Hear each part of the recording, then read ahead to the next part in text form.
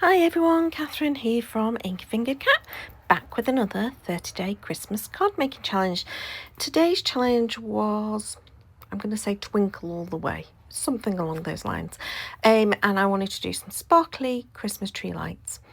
I decided, well, I ummed and ahed and I was going to do some die cutting, and then I decided no, I was going to use this stencil. It's an old stencil I've had for years from Clarity Stamp, and it's got these fab twirling like wreath of twinkly lights.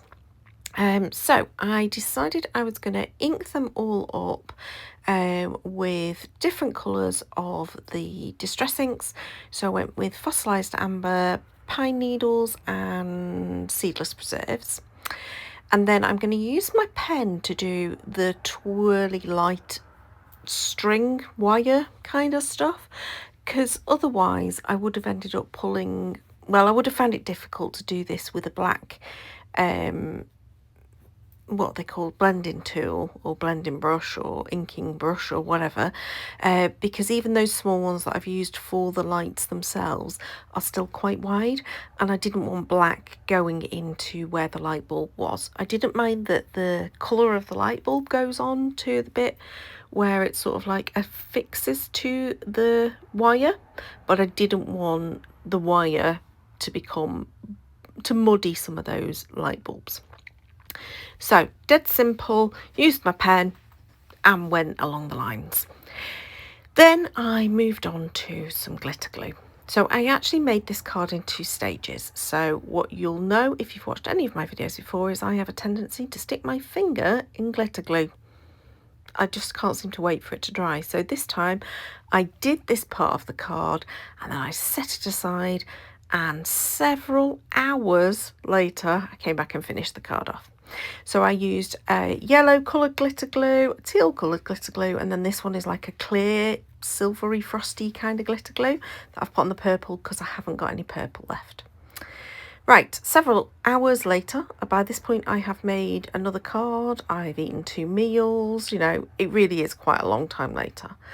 I am now trimming down the card blank, the card topper. I wasn't entirely sure what I was going to do, but I ended up making a square card. I was at first going to just sort of like snip this in half in some way, but no, I decided to just make it into a card topper for a 6x6 card. So I've created a black panel that is going to be my border, but I'm doing the sneaky thing of using the centre of it to die cut out some elements. Nobody will see it because it'll be sandwiched between the top layer and the bottom layer. Nobody will know that that was missing from the middle. And for that I've just basically taken some alpha dies. This is an old die set from Stampin' Up called Playful Alphabet, and I've just created the word wishes, and then I'm using a die cut word that says Christmas that's in a kind of purpley colour, so it's going to work with the rest of the those twinkly lights that's on. Now I have lost my T-square ruler. I don't know what I've done with it. I think it's in my bag for the crop, but I couldn't be bothered fighting with all of the stuff that was on my floor to get to my bag for the crop. So I'm instead using a post-it note in order to sort of line up the sentiment so that I know that those letters are going to be straight, and then I'm going to glue each one on. I do start with the gluing from the centre and go outwards because I just think that that's more helpful in trying to get it sort of centralised-ish. To be honest, I do put my sentiment over slightly to the left rather than in the centre. It's fine, but I'm just saying it's centralised-ish. That's what I mean. But at least it is in a straight line. My alternative to doing that is actually to purposely stick things on one key, so it really doesn't matter. But yeah, if you haven't got a T-square ruler, T-ruler, what are they actually called? T-ruler, T-square ruler. A post-it note that's lined up to the edge of it creates a perfectly straight line. That's fine. Now, I decided to go in and doodle a bit of a border just to be in keeping with the rest of the black bits that are on that stenciled image. Obviously I've stuck my purple sentiment down. I've done it so that it just goes just slightly over the top of the wishes letters. And now I'm going to just glue this in place onto my oh goodness, can't get my words today, onto my card blank.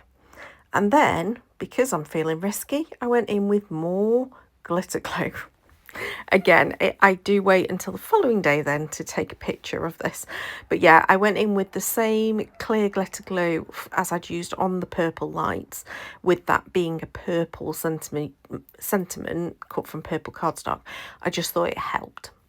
And then I just finished off with a few sequins from my sequin stash. These are sort of like an iridescent purpley black colour, and just added those just as extra embellishments. Really love this sparkly card. It's so cute. It's obviously quite clean because it's just got that wreath of the lights, but yeah, I think it's so cute and obviously super sparkly. So I hope you've enjoyed this. Please do give me a thumbs up if you did. Subscribe to see future videos. Thank you so much for watching, and until next time, bye bye.